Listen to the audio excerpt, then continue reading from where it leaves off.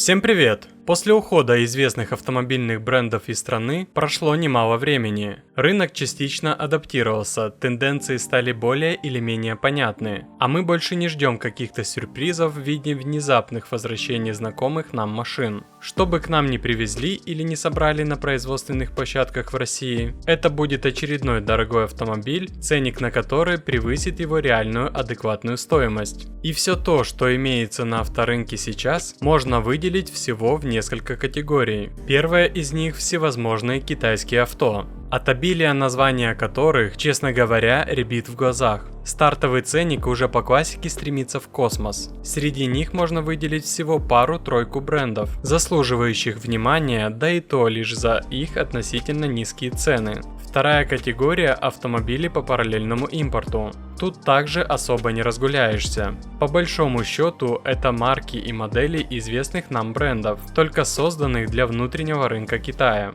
В их числе есть такие варианты, как китайская копия от современного предприятия SAIC Volkswagen в лице авто марки Jetta, а также всевозможные корейцы, японцы и все, что собирается и продается в Китае на внутреннем рынке. И на удивление, в этой категории иногда встречаются неплохие варианты. Например, вот такая Hyundai Elantra, которая стоит меньше 2 миллионов рублей. Или вот еще один недооцененный экземпляр Chevrolet Monza, цена от 1 миллиона 990 тысяч рублей. Это неплохие варианты в условно-бюджетном сегменте до 2 миллионов рублей. Хотя привыкнуть к такому бюджету получается далеко не у всех. Однако неподъемные ценники на такого рода автомобили – история повсеместная, за что можно сказать спасибо руководству АвтоВАЗа, пролоббировавшему повышение утилизационного сбора и пошлин на ввоз иномарок. Конечно, еще есть и третья категория, без которой никак и никуда.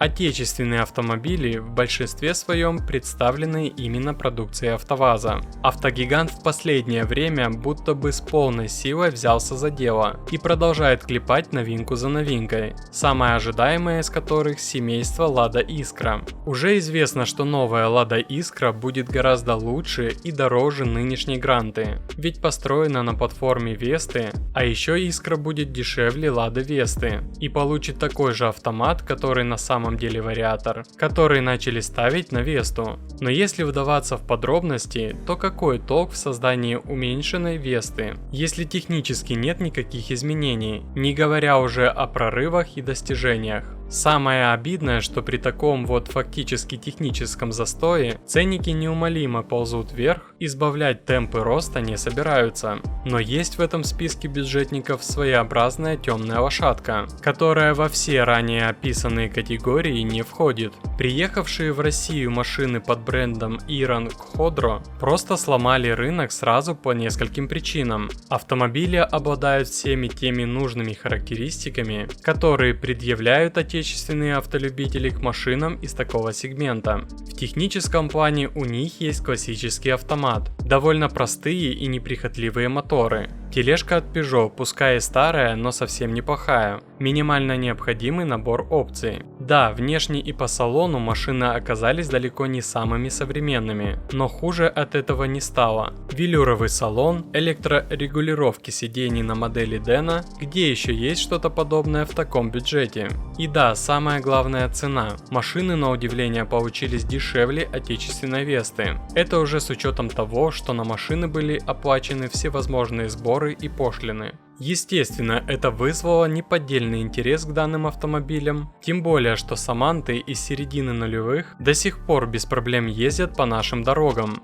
Это с учетом отсутствия официального представительства компании и дилеров с сервисными центрами. Некоторые автомобильные порталы пишут о том, что дилер, который привез на реализацию эти машины, пересмотрел цены на модельный ряд. Но есть один забавный факт. Машин в продаже буквально не осталось. В продаже есть 2 Дены и 2 Тары. Одну из них вообще продает частник, машина с пробегом. Цена на Тару 1 миллион 590 тысяч, на Дену 1 миллион 770 тысяч рублей. Даже с учетом подъема ценника это дешевле, чем на Весту с автоматом. К тому же Дена представлена с турбомотором 1,7 литров на 150 лошадиных сил, чего АвтоВАЗ не может предложить даже в супер топовой комплектации Sportline.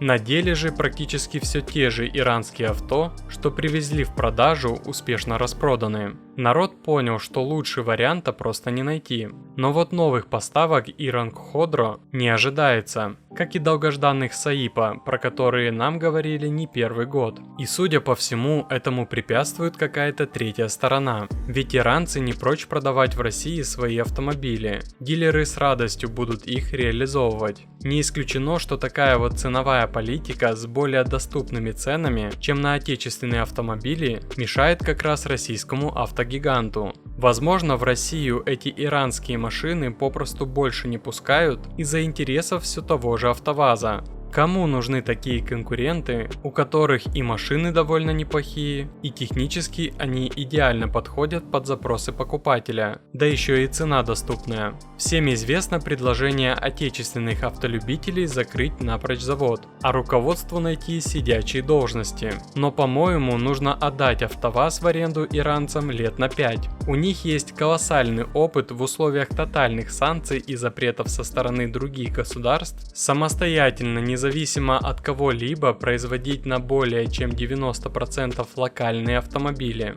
До такого показателя Ладе Вести, наспех скроенной из всевозможных китайских заменителей комплектующих, еще расти и расти.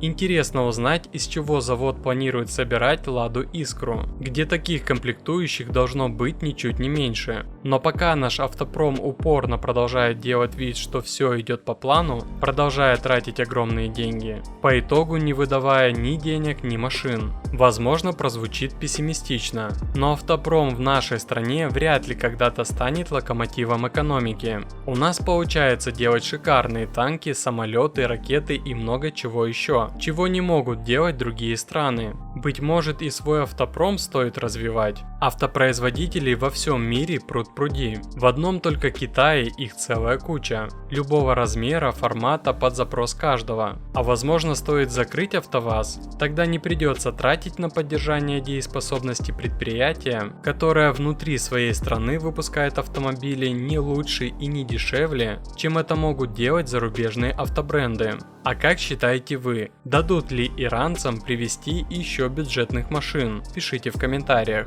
И если еще не зашли к нашим друзьям в кузницу Барк, то можно сделать это сейчас по ссылке в описании.